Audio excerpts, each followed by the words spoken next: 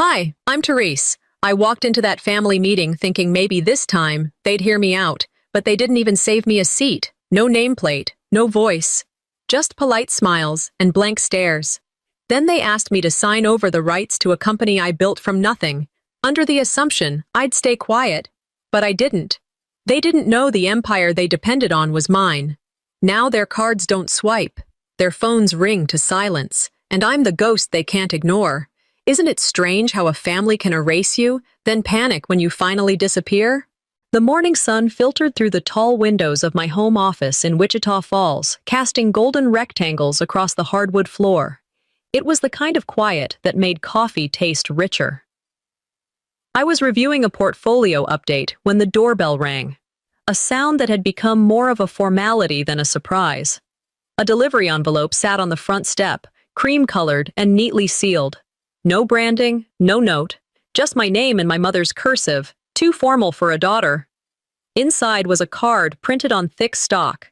Family Strategic Meeting. Your presence is requested. That phrase alone told me everything. Requested, not welcomed. Strategic, not sentimental. And for once, I was being included, officially. My family hadn't asked for my opinion since I was 23 and dared to suggest my father not pour his retirement into a failing restaurant franchise. Why now? I turned the card over twice, searching for some casual warmth, maybe a scrawled note. There was none. Just the details. A full-day meeting at the Quinlan estate next Saturday, dress business casual. My phone buzzed before I could sit down again. A text from my mother. Therese, be calm. Let your sister lead. Don't cause trouble this time. There it was, the real message behind the polished invitation. I set the phone down without replying. Years of polite exclusion now followed by a request for silence. I was always too much in that house, too blunt, too curious, too unwilling to play along. At Thanksgiving dinners, I was seated at the end, near the wall. I was asked to help with dishes, but never invited to share updates about my work. They called it tradition. I called it containment. Another buzz. This time, Valora. Hey babe, just a quick note. Don't go too bold with your outfit, okay? We're trying to keep everything clean and neutral. Don't want to outshine the partners. The partners. Valora's husband, I assumed. Or maybe her finance guy who once called my logistics strategy impressive for a boutique operation. Neutral, I muttered, meaning invisible, meaning muted enough not to disrupt the pageantry. I stared at the message, thumb hovering above the keyboard before locking the screen. No response, not yet. Let them think I'd come quietly, that I'd wear beige and smile, that I'd sit and nod like a museum artifact. Let them. They didn't know they were talking to the CEO of a $900 million enterprise. Because I never told them. The truth is, I'd built Blue Harbor quietly over 8 years. What began as a drop-shipping experiment in a Denver apartment bloomed into a multi-channel logistics brand with clients in 6 countries. I funded a network of fulfillment centers in states my family couldn't spell. My decision to keep it private wasn't about shame. It was survival. Peace more than pride. In our family, contribution meant little. Obedience. That's what got you a seat at the table. I opened my laptop and clicked through my asset firewall, just a precaution. My lawyer had insisted we conduct regular what-if audits. It had felt like overkill. Lately, it felt like insurance. I dialed her line. When she answered, I kept my voice steady. Could you double-check my personal firewall and flag any movement on the trust lines? She didn't ask why. She knew me well enough. Before ending the call, I slipped the folder marked "In Case of War" into my bag. Just habit, I told myself. I wasn't planning on needing it, but I wasn't walking in unarmed anymore. Later that evening, I stood in front of my closet, eyes scanning the rows of power suits and silk blouses. I reached for the navy one. Structured shoulders, tailored waist. It made me feel like glass and steel all at once. The kind of suit that didn't ask for respect. It took it. I held it up to the light and smiled to myself. They'd invited me to a meeting. But not into the family, I arrived 5 minutes early, not out of eagerness, habit, mostly. The Quinlan estate hadn't changed much. Same iron gate that squeaked a second too long. Same manicured hedges that looked more for show than shade. I parked near the side of the circular driveway, far enough from the others not to be blocked in. I didn't expect anyone to greet me. I was right. The staff barely acknowledged me. One of them, a woman who had worked there since Valora's wedding, gave me a brief nod and an empty smile before disappearing into the kitchen. Another walked past me without so much as a glance. I'd been away long enough that my face had become something between a stranger's and a memory best left unmentioned. Inside, the formal dining room had been reconfigured into what they must have thought looked like a strategic planning suite. Long rectangular table, assigned seats with nameplates and agendas. I scanned the room, not seeing mine. "Yours is over here, Mrs. Quinlan," one of the assistants said, gesturing toward the far end of the table, close to the double doors but distant from the projector screen and primary conversation zone. The seat was different. Lighter wood, no armrests. A blank card sat in front of it. No name, no title, no affiliation. It was clearly a placeholder, an afterthought. I ran a fingertip along the edge of the card, the kind they used at hotel banquets when someone canceled last minute. There was a pen next to it, as if I was supposed to fill in my own name. I didn't touch it. The empty label on that seat had more honesty than anything else in this room. Across the table, Valora stood in her sharp cream blazer, chatting with the estate lawyer like they were old friends. She hadn't even looked in my direction. "Therese?" a voice piped up. I turned. A child, maybe 6 or 7, with a juice box in one hand and her mother's phone in the other. "Who is she?" she asked, not whispering. Her mother, a cousin I barely recognized, looked horrified. "Oh, she used to live in Austin," she said, brushing it off like I was some former neighbor. "Not blood. Used to live in Austin." As if I'd vanished and reappeared with no roots. As if the girl hadn't worn the jacket I sent for her birthday 2 years ago. I smiled, small and contained, and took my seat without saying a word. From this angle, I could see the dynamic of the table clearly. Who leaned in, who laughed too loudly at Valora's jokes, who took notes when the lawyer spoke. The power lines were drawn in posture, not policy. My sister floated from group to group like a senator on campaign, controlling tone with gestures alone. She knew when to drop a name, when to shift her shoulders to bring someone in or keep them out. Across from her, the family's lawyer, Mr. Rudd, kept glancing toward her for cues. When I caught his eye, he blinked and immediately returned to his paperwork. They were rehearsing a play. One I had never been cast in. A chair scraped near me. Uncle Douglas, my mother's younger brother, sat down with a huff and nodded politely. "Didn't know you were coming," he said without looking up. I kept my voice calm. "Neither did most people, apparently." He chuckled awkwardly. "Well, at least you came to observe. Some roles don't require speaking." I nodded once, committing every word to memory. Valora called the meeting to order. Mr. Rudd opened his laptop. The agenda packets were handed out. Mine came without a staple. I flipped through it slowly. No mention of me. No references to any of my projects or contributions. Not a single bullet point acknowledging I'd submitted a 5-page strategy memo 2 weeks earlier. Even the summary of past decisions, where my name should have been listed as a silent contributor, was scrubbed clean. They didn't forget me. They erased me. You'd think after so many years of being ignored, the sting would soften. But standing there at the end of that table, no name, no seat of consequence, it hit just the same. Worse, maybe, because I had grown enough to know it wasn't an accident. It was architectural, deliberate. The opposite of love isn't hate. It's indifference. I'd read that quote once during a long layover in Atlanta. It crawled into my bones then, but it didn't truly settle until now, as I sat quietly in a room full of relatives pretending I was part of the decor. I wasn't supposed to be invisible, but to them, I always had been, unless I was useful. A pair of hands to serve hors d'oeuvres at a bridal shower, a name they could drop when speaking of tech-savvy family members, as if I were a trivia fact, not a person with a voice. I watched as my brother, Lucas, stood up with a sheepish smile. He was talking about his new business venture, his second. The first had failed miserably 2 years ago. Most of the family didn't know why it hadn't folded completely. I did. I was the reason it didn't. I'd transferred $2 million anonymously when the company was on the brink. A bailout he thought came from a silent funder, some mysterious private capital. He'd never asked questions. The family assumed his turnaround was self-made, and he never corrected them.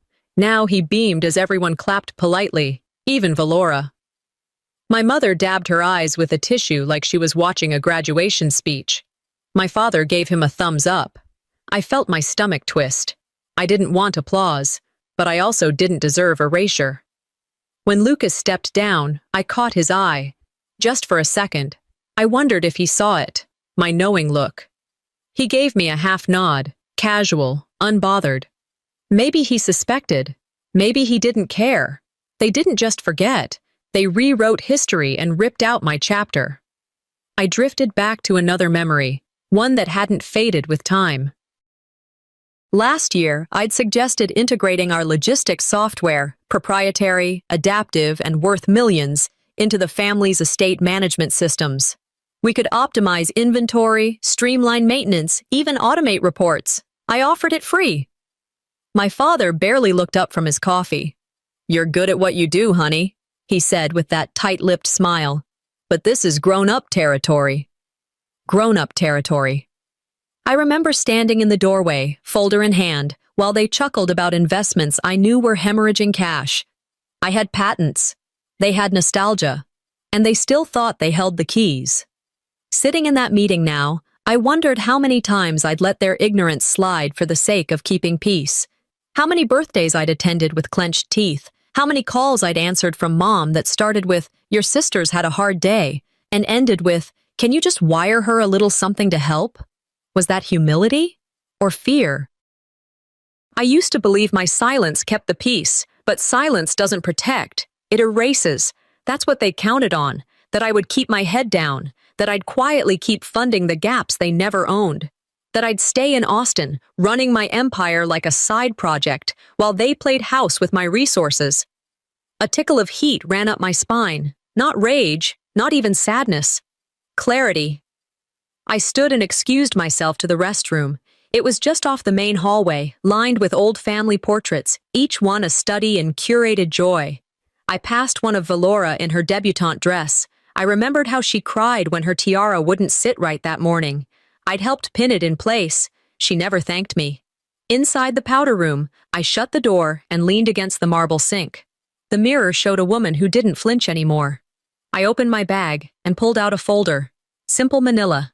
Black marker across the front. In case of war. I hadn't opened it since the day I packed it. Legal documents, backups of ownership claims, timeline spreadsheets, screenshots of wire transfers to family members who never knew the source. I had come to this meeting hoping not to use it, but maybe now I needed to be remembered. I pressed my hand to the folder for a beat, then slid it back into my bag. By the time I returned to the room, the presentation had moved on to strategic future investments. My chair was still nameless, but I wasn't. Let's see how they react when the invisible one starts speaking. When I returned to the room, it felt colder. Not the temperature, but the energy. The laughter had thinned, the pleasantries worn off like cheap perfume. What remained was the real meeting, the decisions that would shape this family's future, or erase mine from it altogether. I slid into my nameless chair. No one looked up. No one nodded. My absence during the break had been as unnoticed as my presence now. Valora stood at the front of the room, all confidence and calculated charisma. She didn't look at her notes as she clicked through a slide deck. Her voice carried with a politician's practiced ease. "As we move into the next phase of the legacy plan," she said, eyes scanning the crowd but never landing on me, "I want to thank those actively involved. Everyone here has played a role in shaping where we go next." Then she turned to me, just briefly, with that smile that doesn't touch the eyes. "And of course, we're grateful Therese came to observe, even if she's not directly involved anymore." A few people looked my way, offering tight-lipped smiles, unsure if they should clap or nod. I didn't blink. I didn't twitch. Inside, though, something curled. Not involved anymore. They didn't invite me. They summoned a ghost. A chair at the end of the table. No nameplate. No documents bearing my work.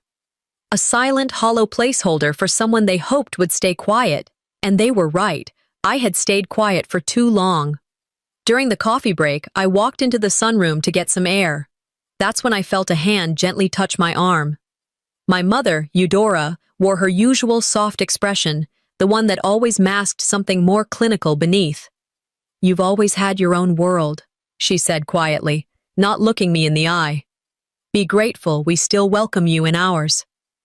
I stared at her for a long beat, unsure whether to laugh or recoil. "Is that what this is?" I asked, voice low. "A welcome?" She offered a smile that didn't apologize, didn't even recognize the insult embedded in her tone. "Sometimes peace is more important than pride," she replied before turning away. But I wasn't looking for peace, not anymore. Back at the table, I flipped through the meeting materials. Again, nothing with my name on it. No mention of the project I'd offered to contribute. No sign of the systems I'd designed that Valora had dismissed as not aligned with the family's vision. Just spreadsheets and timelines where my absence was now protocol. I didn't lash out. I cataloged. Every omission, every glance avoided, every passive dig. I began making mental lists of every clause in the family trust agreement, of every account tied to my shell companies, of every payment I'd routed discreetly to cover this family's inadequacies. I'd spent the last decade plugging their financial holes while they sewed up my existence. Let them believe I was small. Let them see only what they chose, because the thing about being invisible is, you get to watch everyone without them watching you. I observed Valora's performative charm, the way she addressed each elder by name, how she touched shoulders when delivering news that would benefit them. I watched our cousin's husband hang on her words like she'd solved world hunger. I saw the lawyer glance at her for nonverbal cues like he was waiting for stage directions. They were rehearsing a script. I wasn't in it. I used to beg for a role in their show. Now I'm building a stage of my own. The lunch spread was untouched in front of me, salad wilting on porcelain, iced tea sweating into a napkin I never unfolded. Around me, the buzz of discussion resumed, but none of it reached me, and then something clicked. Without a word, I pushed back my chair. The sound was sharp, metal against tile. Several heads turned, but no one said a word. No one asked where I was going. No one offered a "hold on" or "Therese, wait." Of course they didn't. I wasn't leaving the table. I was leaving the illusion. They can't see me. Fine. They'll feel me in the foundation. When I got back to my place, the air smelled like cedarwood and citrus, the diffuser still running from that morning. The silence wrapped around me, a familiar kind of solitude that didn't ask anything from me. I toed off my heels near the doorway and walked straight to the kitchen, pouring a glass of cold water and standing with my back against the counter. That meeting.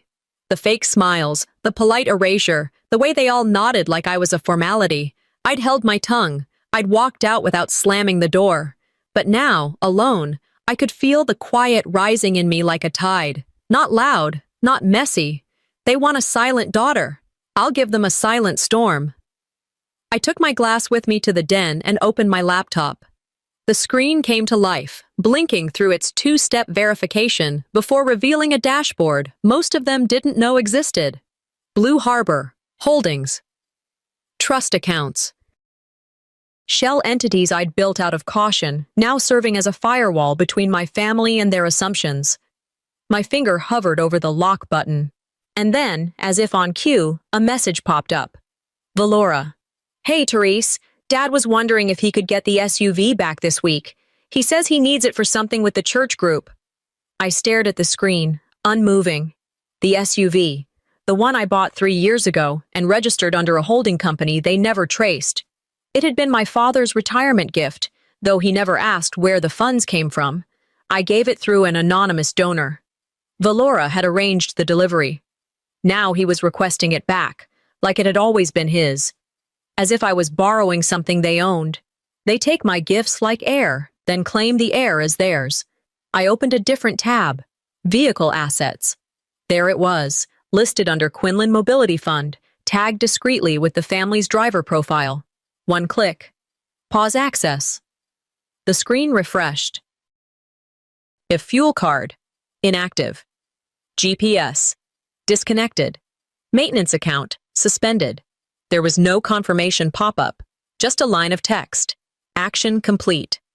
They'll know I was there when their wheels stop moving. But this wasn't the moment to throw every card on the table. I closed that tab and went back to the main dashboard. Everything else remained untouched, for now. Don't strike first. Strike wisely. It was tempting to pull it all, but strategy wasn't about the loudest move. It was about the most unexpected one. The first glitch in the system. And I wanted them to feel it. I opened my email and started a new message. To Rachel, my assistant, former corporate auditor, current keeper of my real empire. Subject, summary requests. Time sensitive. Rachel, please begin compiling full transaction histories by individual. Anything tied to family trust subaccounts from 2018 onward. Focus on gifting patterns and interlinked shell usage. Bundle everything into PDF packets. Label each one with the primary beneficiary's name. Keep them locked, but ready. No revenge, just data, just clarity, just truth, ready when needed. I leaned back and stared out the window. Austin at night wasn't the same as Wichita Falls. It didn't carry the weight of obligation. It hummed with energy and choice. They had tried to fold me into a narrative I never agreed to star in. But they forgot I was writing my own script. And I had receipts. The most dangerous person isn't the one who yells. It's the one who listens, thinks, and then acts. Later that night, I was halfway through a glass of Barolo and reading the latest report from our fulfillment partners when my phone buzzed again. Valora. Hey, something weird's happening with Dad's car. He said the fuel card didn't work at the pump. Maybe something's wrong with the bank. I didn't reply. I flipped the phone over, face down, and let the screen go dark. They'll see the warning. Whether they read it is up to them. The second half of the meeting began without fanfare. No one asked where I'd gone during lunch. No one even glanced up as I slipped back into my seat, still marked by that empty name card. The air felt thicker than it had that morning. Valora's smile was tighter, her pacing quicker, and the family lawyer, Mr. Rudd, kept glancing at her like he needed permission to breathe. Whatever calm they'd faked earlier was cracking. Valora cleared her throat and clicked the next slide in the presentation. A wealth distribution chart blinked onto the screen, showing branches of assets and trust flows to different family members. Then my name flashed. It was there, just long enough for me to register it, and then it was gone. The text blurred slightly, flickered, then transitioned with a wipe animation into a new label. Inactive, transferred holdings. Like I'd died. Or never existed. A few heads turned subtly toward me. No one said a word. The silence didn't just cut, it suffocated. They made me vanish in real time. And Valora didn't flinch. She kept talking, her tone warm and practiced as she moved on to future planning and real estate transitions, like she hadn't just rewritten the family ledger mid-slide. I didn't respond. I didn't need to, not yet. Later, during a break, I wandered into the side office. It was the room my father once called his thinking space. The same place I'd sat cross-legged on the floor as a teenager while he taught me to balance a checkbook. Now it felt hollow, like the weight of honesty had long left it behind. A drawer was cracked open slightly. I didn't plan to snoop, but it was already open. That's what I told myself. Inside were folders, labeled, organized, color-coded. Rudd's system. I pulled one marked Will's Archive. Tucked in the back was a copy dated 8 months ago. Another marked only 6 weeks prior to this meeting. I opened the older one first. There I was, clear as day. Therese Rahl.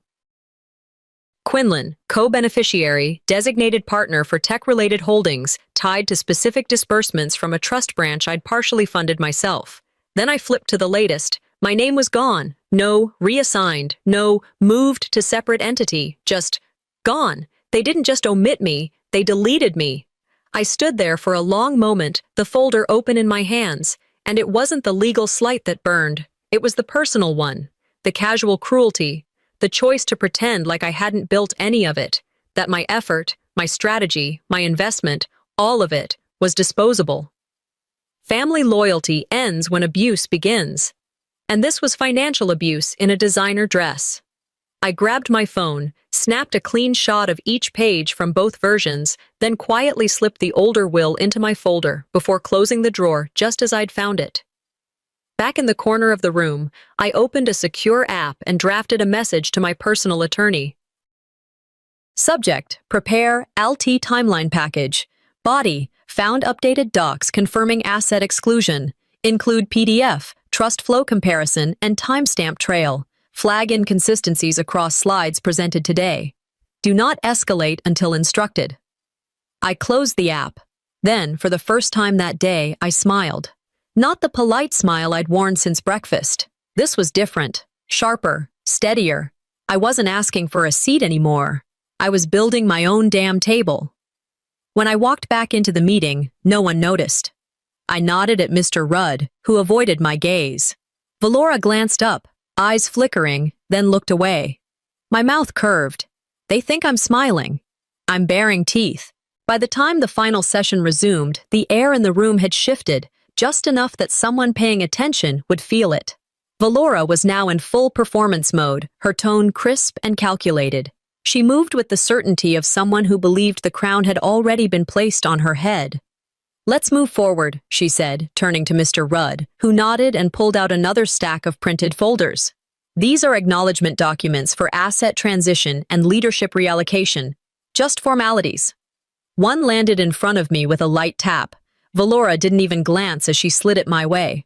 "Just something to note for the record," she said, "acknowledging your awareness of the changes." I didn't open it right away. I watched her instead. She smoothed her jacket sleeve, took a measured sip from her water glass, and returned her gaze to the center of the room. Her confidence wasn't just in the content, it was in the assumption that I wouldn't challenge her. I opened the folder. My name was there, in small print, buried in a paragraph about relinquished claims and mutual consent. But what caught my eye was deeper in the language, a cross-reference to the tech infrastructure I'd built from the ground up. Blue Harbor's early modules, the warehouse automation scripts, the patented inventory optimization engine, all referenced as developed within collaborative family project parameters. I wasn't just being pushed out. They were trying to steal my work. They weren't just replacing me. They were taking what was mine. I looked up slowly and caught Valora's eye. She smiled again, this time tighter. "I assumed you'd be fine with it," she said, sweet as pie. "After all, you've always been more visionary than hands-on." I didn't respond. I didn't need to. The silence between us said more than any courtroom testimony. Before I could close the folder, another voice broke through. "And now, please welcome Kayla, our strategic consultant." That name. I turned to see Kayla step forward in her sleek pantsuit, hair done in the same precise bun she wore when she was still my assistant. She smiled, nervous at first, but then steady, rehearsed. "I'm here to present the third phase of our digital rollout, which includes the logistics platform we've rebranded under Quinlan Future Holdings." I felt every muscle in my shoulders tighten. She clicked through slides showing my interface, my sequence, my flowcharts, slightly recolored but unmistakable. She was showcasing my work as theirs, and she'd done it well enough to pass. Valora clapped first, then the rest of the room followed. Kayla finished with a line I had written on a post-it note 3 years ago. "Efficiency isn't about speed, it's about invisibility." The knife twisted gently. They'd bought her, or maybe she'd sold herself. Stock options. Title. Access. The things I never needed, but they knew others craved. 2 women now sat at the center of a plan designed to erase me, one with blood, one with a price tag. I leaned back and pulled out my phone under the table. 2. M. Salgado, Legal Counsel. Subject, Clause C. Body, trigger full lock. Include IP protection clause, retroactive claim, and pre-litigation warning. Quiet mode. Timestamp everything. I clicked send. Let them feel powerful for 10 more minutes. I folded the folder closed, not bothering to tuck it back into the stack. My eyes moved across the room, at cousins who used to call me wild card like it was both insult and joke, at uncles who whispered about emotional ones whenever I dared question Valora's ideas. But they weren't laughing now. They were applauding theft wrapped in decorum. I wasn't the unstable one. I was just the unowned one. And I was done playing their roles. Valora slid a pen toward me, nodding toward the folder. "You'll just need to initial here." I looked at the pen, then I looked at her. I stood up instead. If I ever needed their approval, I thought, watching her try not to blink, that part of me just died. The room hadn't changed. Same table, same faces, same damn chair with no name. But when I stepped back into that space, something in me had. Something subtle, permanent. The old version of me might have tried to salvage the meeting. The woman who walked in now had nothing left to salvage. Valora stood at the front again, all poise and polish, the fake kind of confident, rehearsed, too clean to be human. "As we look forward," she said, fingers dancing along the edge of the table, "we must consider legacy not just as inheritance, but as intention. Leadership, after all, is stewardship." I raised my hand, calm, even. My voice carried clearly. "I'd like to make a brief comment on that point." She didn't miss a beat. "We've already heard from everyone contributing," she said with a forced smile. "Let's stay respectful of the agenda." There it was, the dismissal, dressed in politeness. Mr. Rudd coughed into his hand but said nothing. Across the room, Uncle Paul glanced at the floor. My mother studied her cuticles. My father didn't look up, just muttered, "Don't make this harder than it has to be." Harder?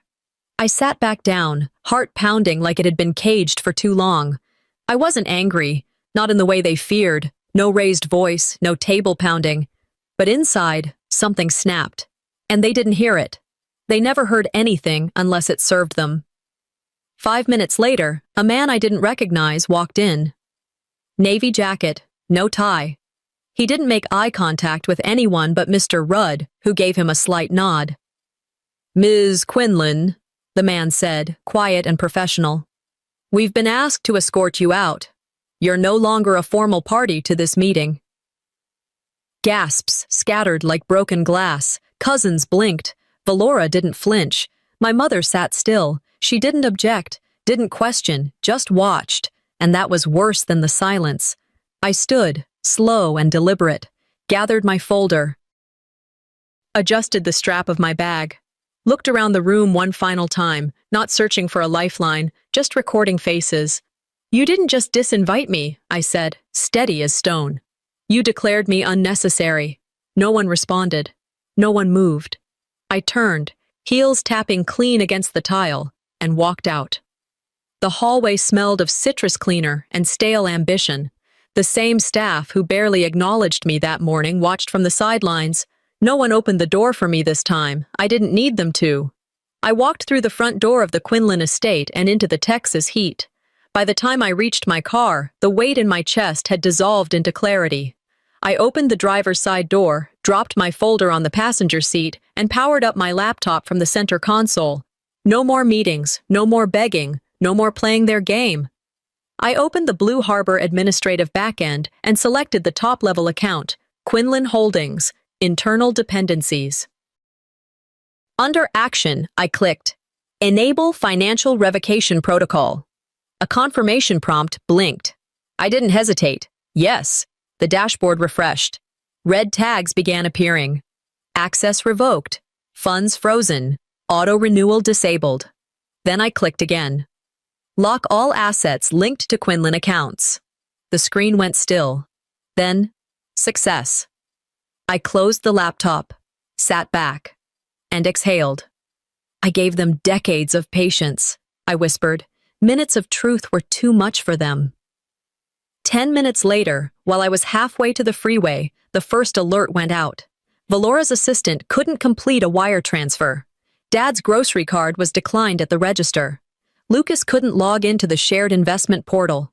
All across town, the machine they built on top of my empire started sputtering. Let's see how they run the empire without my empire. I woke up to the smell of cinnamon coffee and the dull pulse of my phone vibrating nonstop on the nightstand. I didn't rush to check it. Whatever was waiting could wait a few more minutes. When I finally picked it up, there were 36 missed calls, 12 texts, 6 voicemails, all from familiar names: Valora, Dad, Lucas, even my mother. I took my coffee out to the balcony. It was still early. Austin hadn't woken up yet. The air was clean, the sky still bruised with morning. I sat down, phone face down, and just listened to the hush. They finally felt what I'd been living for years, being cut off. I had felt this silence every Thanksgiving I spent alone. Every Sunday they shared updates in the group chat I wasn't part of. Every time they passed around stories at the dinner table and left me out like I'd been a bad memory. Now, the silence was theirs. By mid-morning, the rest of the plan unfolded. I'd timed everything. At exactly 9 o'clock a.m., every member tied to Quinlan accounts received the email. Subject line: clarification of ownership and access termination. No anger in the body. Just facts. Attached were documents they didn't expect me to have. Asset receipts, wire confirmations, contract timestamps. A timeline of how much I had given, how long I had been funding the life they thought came from luck or Dad's pension. Truth doesn't scream, it documents. By noon, I was already getting reports. Mom's utilities were auto-bounced. Lucas's business account was flagged for inconsistent source tracing. Valora's PAC fund froze mid-disbursement. The campaign accountant emailed her twice before realizing she wasn't listed as an authorized user anymore. I didn't lift a finger that morning. The system I built had already done its job. Dad called. I didn't answer. Valora texted, "We need to talk." I replied once, "This is me talking." Then I muted the thread. I wasn't angry anymore. I wasn't even satisfied. What I felt was something quieter, like closing a door that had been half open and letting it latch completely. This wasn't about revenge, it was about drawing a line. I'd heard once, you are not required to set yourself on fire to keep others warm, and I had spent the better part of 2 decades doing just that, burning parts of myself down to keep the illusion of peace intact. Not anymore. There's power in not picking up the phone. Power in letting people sit with the consequences they created. Around 2 o'clock p.m., my attorney forwarded me a short message. Local media just requested a comment on the financial restructure. Your name's finally in the headline. I read the subject line twice before opening it. Quinlan Holdings shifts structure after quiet billionaire heiress withdraws support. Billionaire. I'd never used the word myself. But if that's what it took for them to see me, so be it. Now they remember me. Good. Let them. It started as a whisper. Not from anyone in my family, of course. They were too busy scrambling to make sense of the damage to say anything out loud. But the city talked. The industry noticed. And when local media picked it up, just a quiet sidebar piece on a weekday afternoon, the headline did exactly what I never needed applause to do. Quinlan Holdings restructured after ownership dispute. No more footnotes. No more hiding behind phrases like family partner or contributor. My name was there, printed in bold. Not a footnote, not a passing mention, a headline. I didn't forward the article to anyone. I didn't gloat. I just sat on my back patio in Austin, iced coffee in hand, watching the sunlight dance across the fence, and whispered to myself, I didn't need applause. I needed the record set straight. Later that afternoon, a friend from the Valley forwarded a photo from an industry conference in Dallas. Did you know Valora pitched this under a new name last year? She wrote, attaching the photo. There she was, standing on stage, presenting my tech as if it were a family innovation. The branding was different, cleaner, colder, but the framework was mine. Same interface logic, same core structure. But this time, it had no legs. The caption beneath the photo said everything. Funding retracted. Project paused indefinitely due to unresolved IP complications. They built nothing. They only stood on what I built, and without my foundation, the whole tower leaned. In the days that followed, I watched social media debates flare up. Didn't she fail last year? Wasn't Valora the one running it all? People questioned everything. I didn't engage, but I didn't need to. The documents I'd released spoke louder than any comment ever could. They began circulating quietly, Screenshots, emails, transactional records, all dated, verified, undeniable.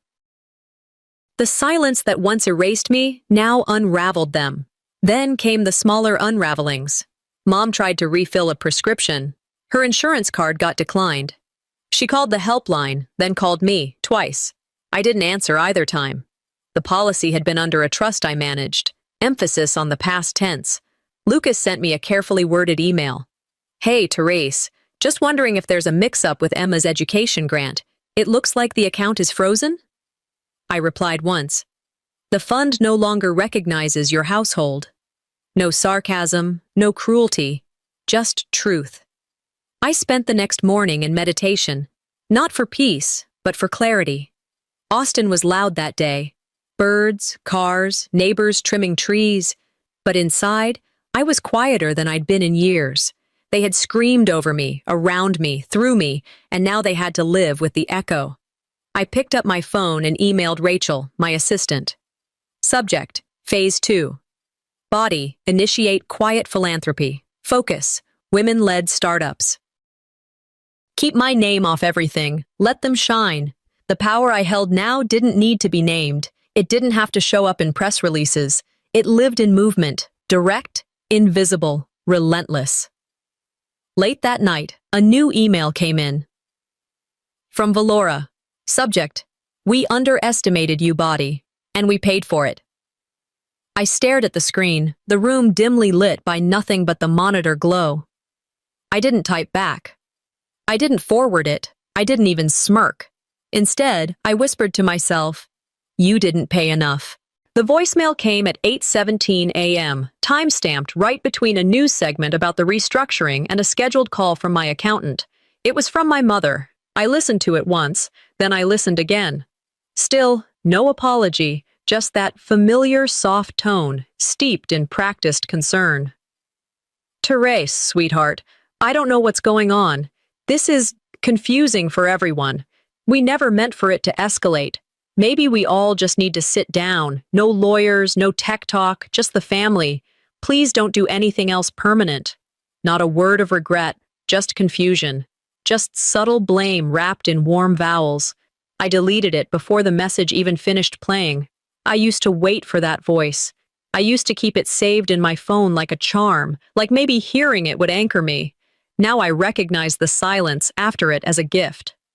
By noon, a new email came in, not from her, but from the family's attorney. It was dressed in legal politeness, a request for a reconciliation meeting, phrased delicately as a collective effort toward emotional and financial recalibration. Collective effort, like we'd all had equal parts in the damage. I responded through my own counsel with a single line. "Family isn't a transaction. I decline." Then I changed my number. I closed the mailbox tied to the old Quinlan Trust accounts, the one they all used to contact me when they needed help but didn't want anyone to know it was coming from me. I opened a new family trust. Quiet, private, not for them. This time, I decide who gets to call me family. Later that week, I drove out to where it all started. The childhood home, boarded up now, auction sticker still fluttering against the screen door. The lawn was patchy, the swing in the backyard rusted stiff. I stood at the edge of the yard and let the wind hit me full in the face. No nostalgia, no sorrow. Just a thought. It was never the house that failed me, it was the people in it. I walked the fence line once, touched the post I had painted when I was 9, still faintly blue beneath the dirt. Then I turned and left without looking back. 2 days later, I stepped into a different kind of house. Sleek, bright, filled with laptops and ambition. The startup incubator I'd quietly funded over the last year was now fully operational. The glass walls bore no name, but behind the front desk, a small plaque read, "Founded for the Uninvited." I met with a young founder that morning, 27, underfunded, underestimated. I handed her a folder. "Everything in here is yours now," I told her. "I didn't build to be thanked. I built so others don't have to beg." She blinked, eyes wide.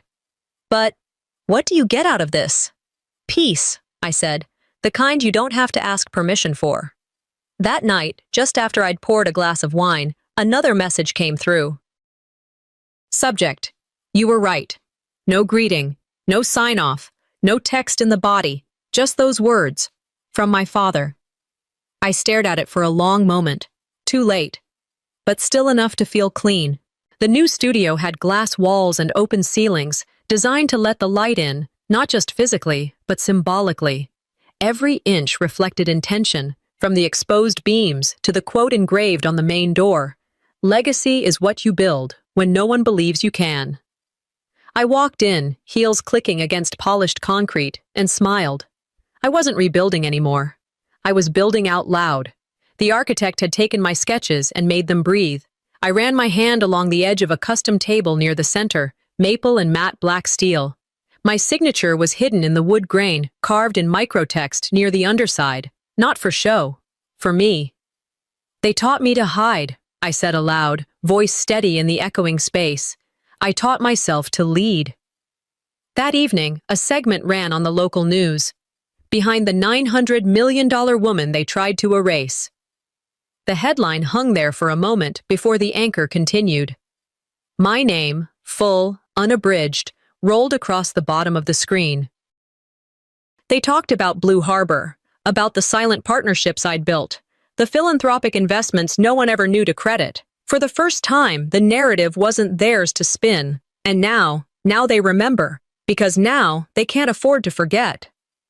2 days later, I posted a letter. No drama, no capital letters, just facts.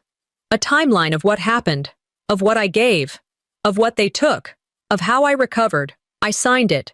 Family isn't blood. It's who remembers your worth when there's no applause left. I remember mine. It went viral in less than an hour. And then came the envelope. Delivered by hand. A cream card, gold-trimmed, Valora's handwriting. Restorative brunch, for the sake of reconnection and future harmony. I read it twice, set it down, picked it back up, then fed it through the shredder without blinking. I didn't break bread with people who once tried to starve me of dignity.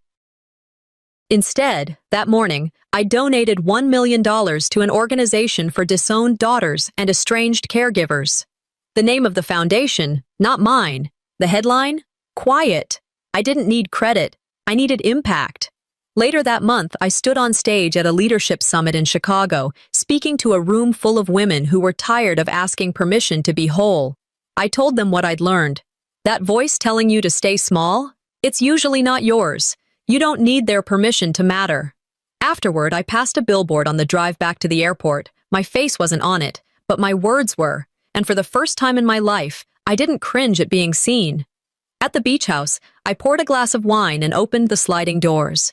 The sky bled lavender. The waves hummed their endless rhythm. I sat on the deck, legs curled under me, laptop dimmed beside me. I didn't lose a family, I whispered. I lost an illusion. And gained myself. The phone buzzed once. A new request. Senator's office. They wanted me to consult on their women's equity fund. I smiled. Now they ask. And I choose.